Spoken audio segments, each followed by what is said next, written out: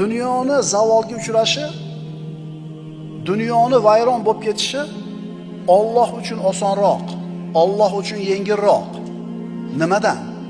Allohning roziligi birinchi o'ringa qo'ygan mo'min Allohning roziligida bir narsalardan voz kechdi.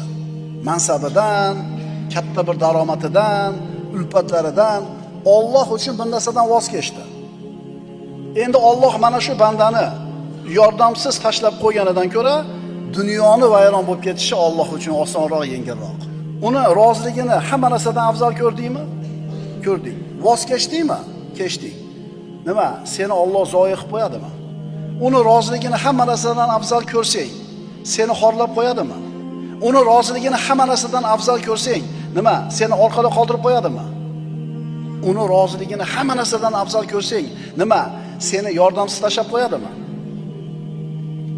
Uni roziligini hamma narsadan afzal ko'rsang, seni baxtsiz qilib qo'yadimi? Shunday bo'lishi mumkinmi? Aslo, aslo. Chunki Alloh Al-Karim, Ash-Shakur bo'lgan zot.